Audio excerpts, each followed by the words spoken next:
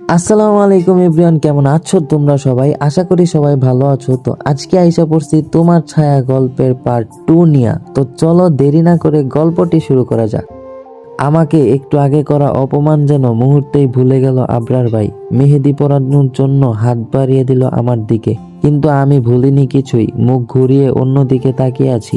আইরিন আমার কাঁধে আলতো ধাক্কা দিয়ে বলল, কিরে, কোন ধ্যানে আছিস?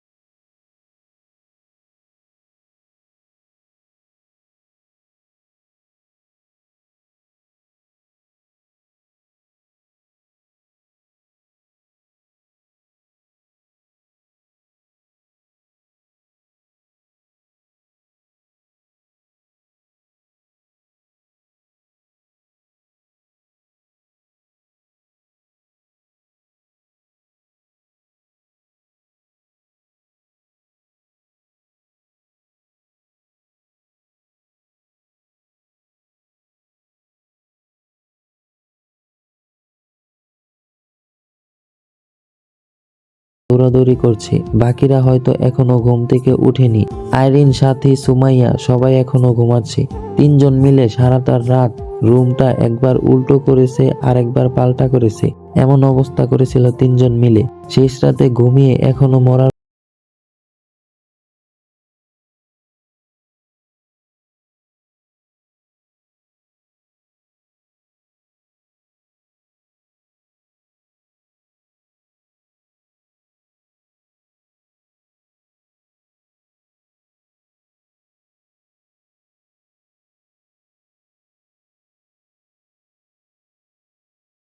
সূচক সম্মতি জানিয়ে চলে আসলাম। শাকচুন্নিগুলো যেই মরার মতো ঘুমাচ্ছে, মনে হয় না ডাকলে উঠবে এখন। তাই হাঁটতে হাঁটতে ছাদে চলে গেলাম।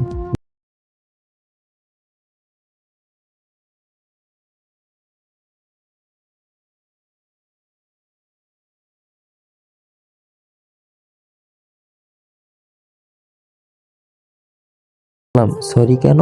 আবরার ভাই শান্তভাবে বলল, কালকের ব্যবহারের জন্য।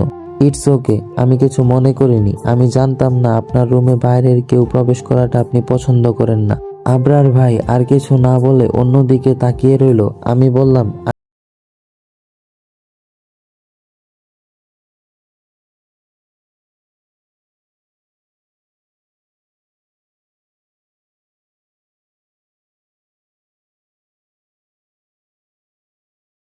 চলে আসলাম আমি। রুমে এসে বাকি বান্ধবীদের টেনে তুললাম। 9টা বাজে, এখনো পড়ে পড়ে ঘুমাচ্ছি। আবরার ভাইয়ের অনেক ফোনের কারণে দুপুরে বরপক্ষ আসার একটু আগেই আমার ভাই আসলো। আমি একটু এগিয়ে গিয়ে বললাম, এতক্ষণে এলে কেন ভাইয়া, কোনো সমস্যা? আর কালকে এভাবে ফোন কেটে দিলে কেন? প্রশ্নগুলোর একটু বিরক্তি নিয়ে ভাইয়া বলল, এত কথা বলিস না তো, ভালো লাগছে না, বলেই সামনের দিকে চলে গেল। হাঁ করে তাকিয়ে আছি আমি। ভাইয়া তো আমার সাথে এভাবে কথা বলে না কখনোই। কাল থেকে ভাইয়ার কি হলো হঠাৎ? সামাজিকভাবেই বিয়েটা শেষ হলো। আইরিনকে বিদায় দিচ্ছে সবাই। গতকাল থেকে হাসি খুশি মেয়েটাও এখন সবাইকে ধরে কাঁদছে।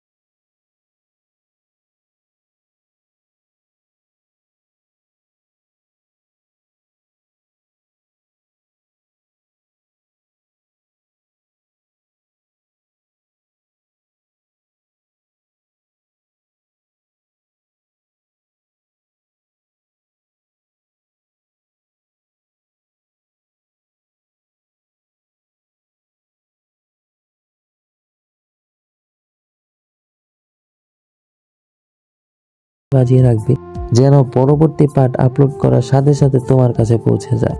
ধন্যবাদ সবাইকে।